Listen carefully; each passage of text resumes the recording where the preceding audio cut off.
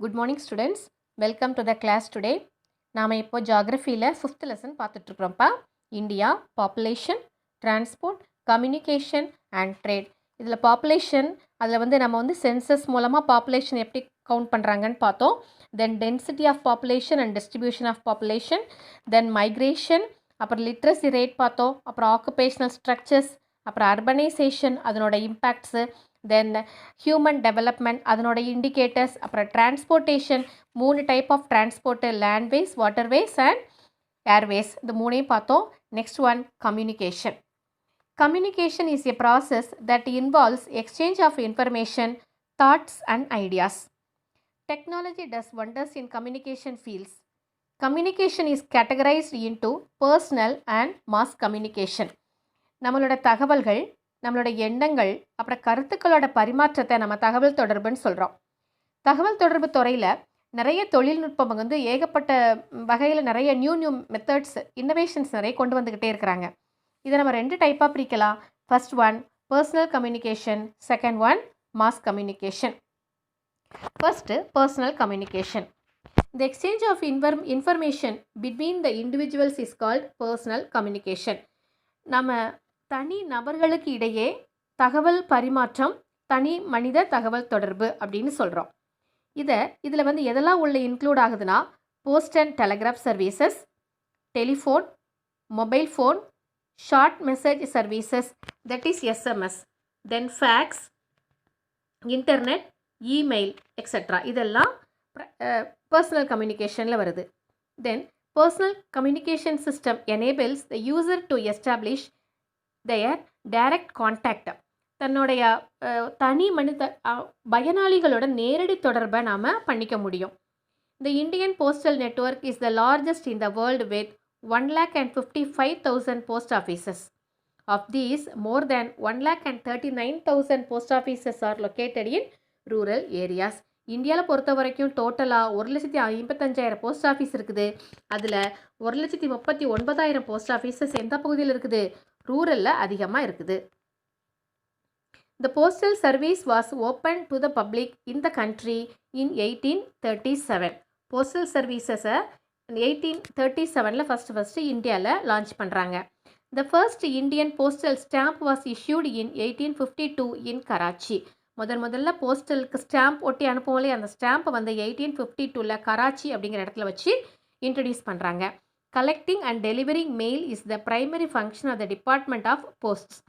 It introduced the quick mail services in 1985.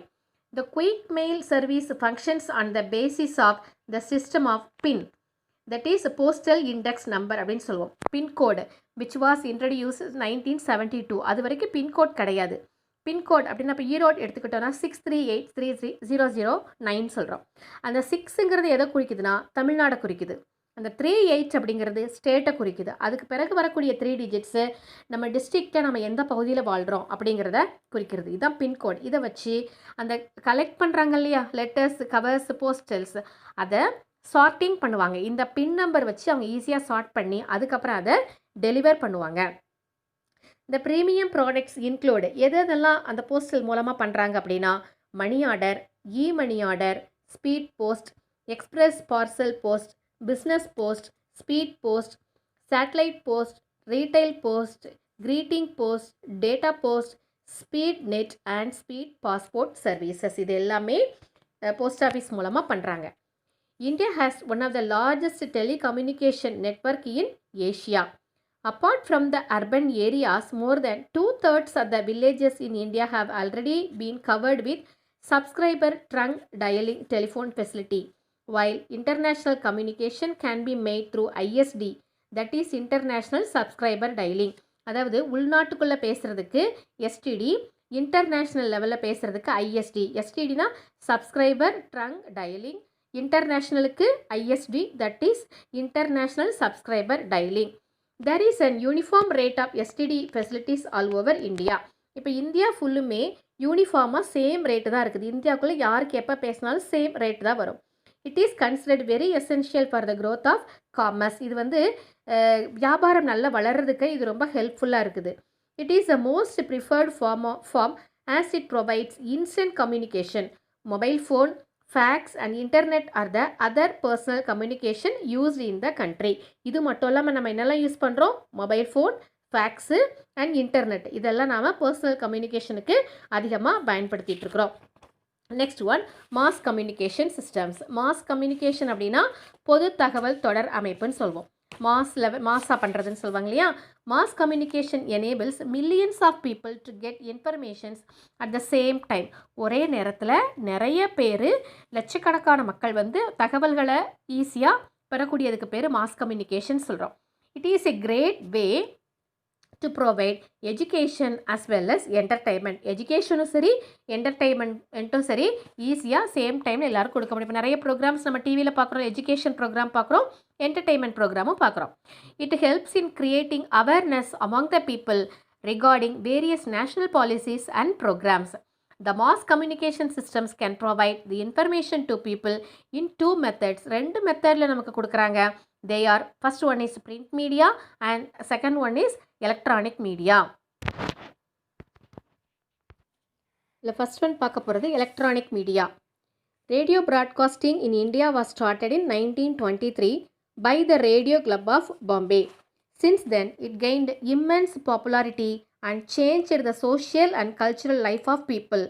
It was named as All India Radio, that is AIR, in 1936 and it again was renamed as Akashvani in 1957. It broadcasts a variety of programs related to information, education and entertainment.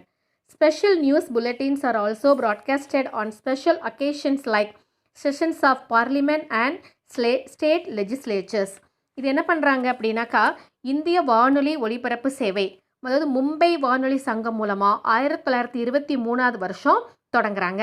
அன்னிலிருந்து மக்களோட சமூக கலாச்சார வாழ்க்கை முறை மாற்றங்களுக்கு ஒரு காரணமாக இந்த வானொலி மூலமாக நமக்கு நிறைய விஷயங்கள் கிடைக்குது. 1936 இது முதல்ல அகில இந்திய வானொலி அப்படின்னு சொல்லிட்டு ஆரம்பிக்கிறாங்க. 1957 இது ஆகாஷ்வாணி அப்படின்னு நேம் சேஞ்ச் பண்ணுறாங்க.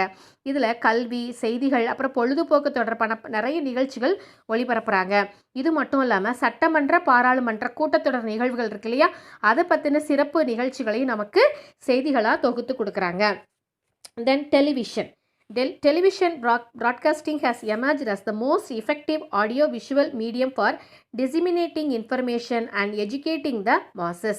Television network in India is known as Doordarshan, that is DD, which is started Common National Program CNP services and it is extended to the backward and remote rural areas. TV இதை பற்றி நமக்கு எல்லாருக்குமே பொதுவாக தெரியும் இல்லையா? தொலைக்காட்சி ஒளிபரப்பு ஊடகம் இது மக்களுக்கு ஒரு பயனுள்ள ஒரு பல்வேறு தகவல்களை கிடைக்கக்கூடிய ஒளி காட்சி மூலமாக நமக்கு கிடைக்கக்கூடிய ஒரு ஊடகமாக இது இருக்குது. இந்தியாவில் தொலைக்காட்சி நெட்வொர்க் ஃபஸ்ட்டு தூர்தர்ஷன் அப்படிங்கிற பேரில் தான் வந்துட்டு இருக்குது. இப்போவும் அது டிடி சேனல்னு வருது இல்லையா, டிடி பொதிகைன்னு. இது பொதுவாக தேசிய திட்ட சேவைகளை வழங்குறதுக்காக தொடங்கின பின்னாடி பின்தங்கிய தொலைதூர கிராமப்புறங்களுக்கு விரிவாக்கம் செய்யப்பட்டு இருக்குது. தென் இன்டர்நெட் அப்படிங்கிறது contraction of interconnected network. அதாவது இணையம் அப்படிங்கிறது வலையமைப்பு, நெறிமுறைகளை பயன்படுத்தக்கூடிய கணினி மூலமாக இணைக்கப்பட்ட உலகளாவிய ஒரு உலகம் பூராவும் இணைக்கப்பட்ட ஒரு தகவல் பரிமாற்றம் செய்கிறதுக்கான ஒரு வலையமைப்பு அப்படின்னு சொல்கிறோம்.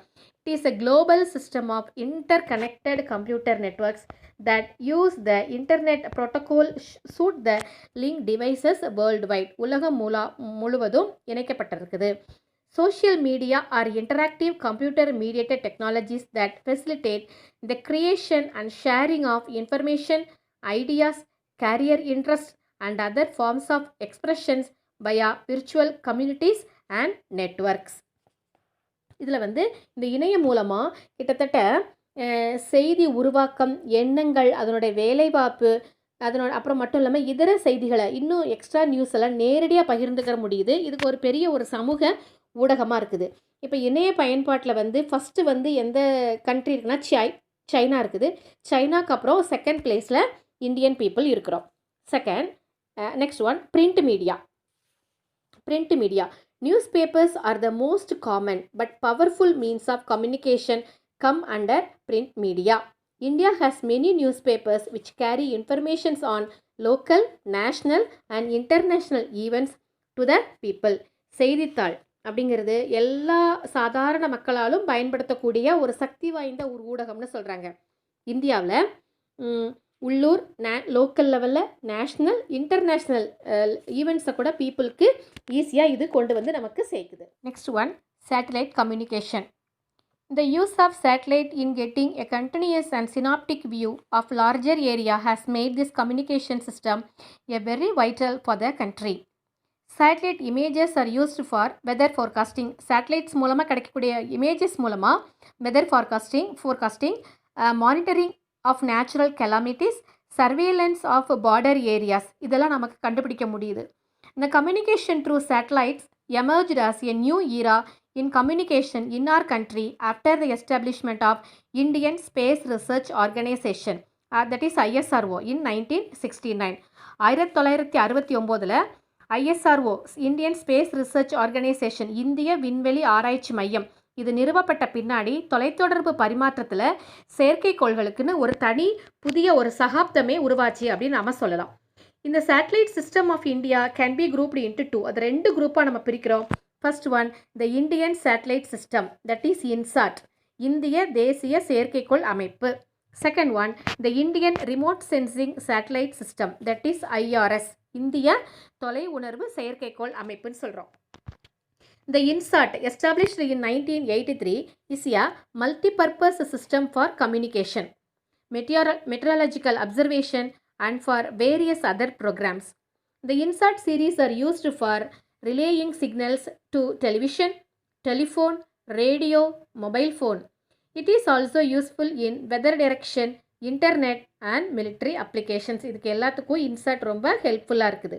நெக்ஸ்ட், இந்த INSAT சீரீஸ், இந்த INSAT சீரீஸ் மூலமாக நமக்கு என்னெல்லாம் கிடைக்குது அப்படின்னாக்கா, INSAT series, GSAT series, Kalpana 1, HAMSAT, EDUSAT are the major communication satellites. இதெல்லாம் important communication satellites. INSAT series, INSAT, GSAT, Kalpana 1, HAMSAT, EDUSAT, இது எல்லாமே. இது மூலமாக these satellites used for communication purposes.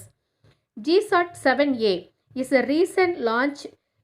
ரீசெண்டாக இதை லான்ச் பண்ணியிருக்கிறாங்க. எப்போ அப்படின்னா December 19, 2018 for communication purposes. INSAT 1B launched on 30th August 1983. 1983 30th August அன்னைக்கு INSAT 1B லான்ச் பண்ணாங்க.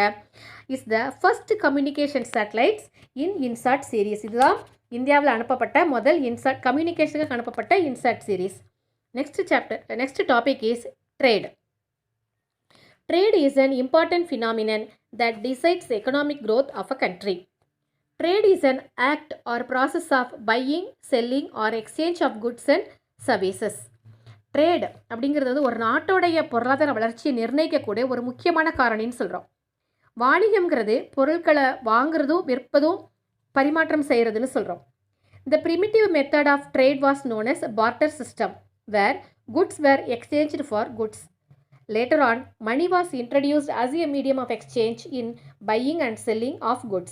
முதல்ல வியாபாரம் பண்ட பரிமாற்ற முறை, அதாவது ஒரு பொருளை கொடுத்து ஒரு பொருளை வாங்கிக்குவாங்க. அங்கே பணம் கிடையாது, மணி டிரான்சாக்ஷன் கிடையாது. அதுக்கப்புறம் பணம் கண்டுபிடிக்கப்பட்ட பின்னால் மீடியம் ஆஃப் எக்ஸ்சேஞ்சாக பணத்தை நாம் யூஸ் பண்ண ஆரம்பித்தோம்.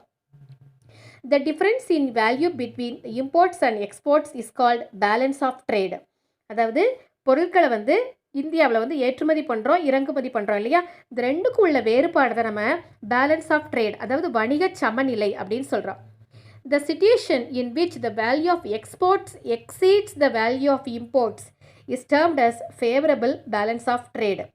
இப்போது ஏற்றுமதி செய்யக்கூடிய பொருட்களோட மதிப்பு இறக்குமதி செய்யக்கூடிய பொருட்களோட மதிப்பை விட அதிகமாக இருந்தால் அதனை நம்ம என்னென்னு சொல்கிறோம், ஃபேவரபிள்னு சொல்கிறோம். நமக்கு அப்போது லாபம் அதிகமாக கிடைக்கும். இது என்ன பண்ணுறோம் அப்படின்னா, ஏற்றுமதி பொருட்களோட மதிப்பு இறக்குமதி பொருட்களை விட குறைவாக இருந்தால் அது நமக்கு அன்ஃபேவரபிள் பேலன்ஸ் ஆஃப் ட்ரேட்னு சொல்லுவோம். ஓகேவா? Then types of trade. Next one is types of trade. Trade is in general of 2 types. 2 டைப்பாக சொல்கிறோம் ட்ரேடை. எதெல்லாம்? They are internal and international. The trade carried on within the domestic territory of a country is termed as internal trade. அதாவது ஒரு நாட்டுக்குள்ளேயே வியாபாரம் பண்ணோன்னா அதை நாம் இன்டர்னல் ட்ரேட்னு சொல்கிறோம். It is called as domestic trade or local trade. Internal டொமஸ்டிக்னு சொல்லலாம், இல்லைனா லோக்கல் ட்ரேட்னு சொல்லலாம். லேண்ட் டிரான்ஸ்போர்ட், அதாவது ரோட்வேஸும் ரயில்வேஸும், land transport plays a major role in this trade. Local currency is used in internal trade. இன்டர்னல் ட்ரேடில் லோக்கல் கரன்சி தான் யூஸ் பண்ணி ஒரு நாட்டுக்குள்ளே புழங்குறோம் இல்லையா, அப்போது லேண்ட் டிரான்ஸ்போர்ட்டு ரோட்வேஸ் ரயில்வேஸ் பயன்படுத்துவோம். நம்ம நாட்டில் புழங்குற கரன்சியை தான் அங்கேயும் பயன்படுத்துவோம். It helps to promote a balanced regional growth in the country. ஒரு நாட்டுக்குள்ளேயே எக்கானமி நல்ல லெவலுக்கு வளர்கிறதுக்கு இது காரணமாக இருக்குது. Trade carried on between 2 or more countries. 2 அல்லது 2க்கு மேற்பட்ட கண்ட்ரிஸோட வியாபாரம் பண்ணினா அதை நம்ம இன்டர்நேஷ்னல் ட்ரேட் அப்படின்னு சொல்கிறோம். It is also carried called as external trade or foreign trade. International ட்ரேடை நம்ம எக்ஸ்டர்னல் ட்ரேட்னு சொல்வோம், இல்லைனா ஃபாரின் ட்ரேட்னு சொல்வோம். Export and import are 2 components of international trade. Export means goods and services sold for foreign currency. எக்ஸ்போர்ட்னா என்ன, நாம் பொருட்களை நம்ம நாட்டிலேருந்து வேறு நாட்டுக்கு ஏற்றுமதி பண்ணால் அதை நம்ம எக்ஸ்போர்ட்னு சொல்கிறோம். Import means goods and services bought from overseas producers. Import அப்படின்னா நம்ம வேறு நாடுகள்லேருந்து பண்டங்கள் பொருட்களை நம்ம இறக்குமதி பண்ணுறதை நம்ம இம்போர்ட்ஸ்னு சொல்கிறோம். Waterways and airways play a vital role in this type of trade. Foreign currency is involved in international trade. International ட்ரேடில் ஃபாரின் கரன்சியும் உள்ளே வரும். ஏன்னா நம்ம பல கண்ட்ரிஸ் கூட வியாபாரம் பண்ணுறோம். ஒவ்வொரு கண்ட்ரிலையும் ஒவ்வொரு விதமான பண வேல்யூ இருக்கும். Foreign currency is involved in international trade. The trade between any 2 countries is called bilateral. 2 country மட்டும் வியாபாரம் செஞ்சால் பைலேட்ரல், அதாவது 2 கண்ட்ரி மட்டும் இருதரப்பு வாணிகம் அப்படின்னு சொல்வோம். The trade between more than 2 countries is called multilateral. அதாவது பல்தரப்பு வாணிகம், பல கண்ட்ரிஸோட வியாபாரம் பண்ணுறத மல்டிலேட்ரல் ட்ரேட் அப்படின்னு சொல்லுவோம். இப்போ இந்தியாவோட எக்ஸ்போர்ட்ஸ் அண்ட் இம்போர்ட்ஸ் பற்றி பார்க்க போகிறோம். இந்தியாவோட மேஜர் எக்ஸ்போர்ட் ஐட்டம்ஸ் எதெல்லாம் அப்படின்னா, major exports of India are tea, marine products, ores and minerals, leather products, gems and jewels, sports goods, chemical and related products, plastics and rubber articles, articles of stones, plaster, cement, asbestos, mica, glassware, paper and related products, base metals, optical, medical and surgical instruments, electronic items, machinery, office equipments, textiles and allied products. இதெல்லாம் நாம export பண்ணுறோம்.